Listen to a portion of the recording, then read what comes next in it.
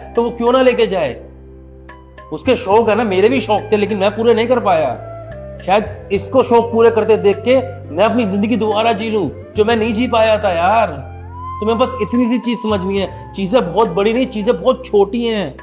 हम छोटी छोटी चीजों को ईगो पे लेके आ जाते हैं। गलती ये हो रही है हमसे, समझने की कोशिश करो। देखो रिंकी, अगर इसकी शादी हो गई होती, इसकी बीवी होती, तो क्या तुम जिस तरह से इससे बात कर रही थी वो एक्सेप्ट करती? ये बेचारा तो तुम्हें सॉरी बोल के जा रहा है, लेकिन वो हमसे लड़ाई झगड़ा करती और हिस्से बांट करने की बात करती, अलग करने की बात करती, जायदाद की बात करती। और क्या तुम ये चाहती हो कि हम दोनों भाई अभी से ही जायदाद के अंदर बंटवारा कर लें, अलग हो जाए एक दूसरे से? तो ठीक है, फिर अगर तुम्हारी यही इच्छा है तो फिर तुम्हारी इच्छा पूरी कर लेते हैं।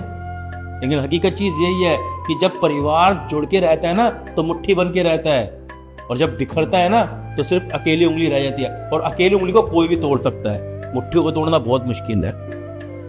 ज़ैनब, तुम सही कह रहे हो, लेकिन मैं इनको डिमोटिवेट नहीं करना चाहती थी।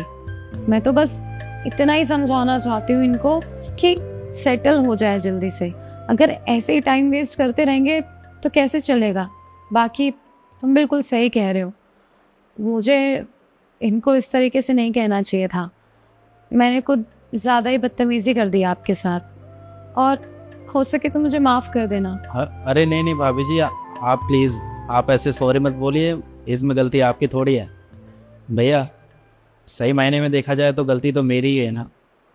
25 साल का हो गया हूँ और अभी भी सिर्फ एग्ज़ाम पे एग्ज़ाम दिया जा रहा हूँ, कहीं भी काम नहीं मिल रहा मुझे। या ये कह लो कि मैं कहीं काम करने लायक हो ही नहीं। तो अगर भाभी इसमें मुझे टोक भी रही है तो इसमें कोई बुरी बात नहीं है। चुप कर, ज्यादा बड़ा बन के मत दिखा मुझे। कमाई करके दिखाएगा, तेरे को बोला मैंने कमाने के लिए। अरे जब तेरा बड़ा भाई कमा रहा है अभी तो तू पढ़ाई लिखाई पे ध्यान दे, और अगर उसके अंदर तूने बिल्कुल भी लापरवाही करी तो फिर मैं दिखाऊंगा बड़ा क्या होता है, समझ रहे ना? वैसे मुझे पता है तू मन लगा के पढ़ाई करता है, कोई आवारागर्दी नहीं करता। अगर तू कर रहा होता ना ऐसा तो मुझे पता चल जाता, क्योंकि मैं तेरी हर एक हरकत पे नजर रखता हूँ, तुझे नहीं पता चलता। लेकिन तू क्या कर रहा है, कहाँ जा रहा है, किसके साथ जा रहा है, सब पता होता है मुझे। अब ज़्यादा दिमाग मत लगा और पढ़ाई पर ध्यान दे दे। और बाकी रिंकी, तुम देखो रिंकी, ज़रूरी नहीं है कि छोटों को समझाने के लिए उसे डांटना पड़े या उन्हें इंसल्ट करना पड़े। हम प्यार से भी समझा सकते हैं, और जब हम प्यार से समझाते हैं ना तो वो ज़्यादा अच्छे से समझते हैं। और जब हम उन्हें डांटते हैं ना तो उनकी भी ईगो आ जाती है, और ऐसे धीरे धीरे रिश्ते ख़त्म होने लग जाते हैं। और इज़्ज़त हर इंसान की होती है, चाहे रिश्ते में वो छोड़